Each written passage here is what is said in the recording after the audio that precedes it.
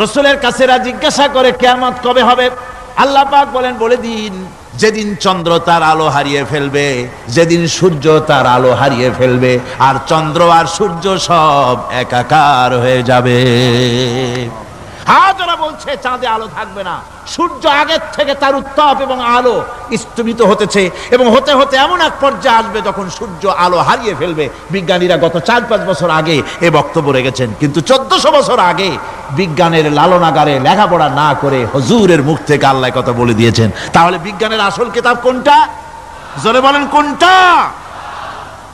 আল্লাহ পাক আরো বলেন, ইজাশ শামসু কুবিরাত ওয়া ইযান নুজুমুন কাদারাত ওয়া ইযাল জিবালু সুজ্জিরাত। তারকাগুলি, সূর্যের আলো থাকবে না, নক্ষত্রগুলো স্থানচ্যুত হয়ে যাবে, কক্ষচ্যুত হয়ে যাবে, পাহাড়গুলিকে পরিচালিত করে দেওয়া হবে, কিছুই থাকবে না, সব শেষ হয়ে যাবে। বিজ্ঞানীরা আজ বলতেছে যে সব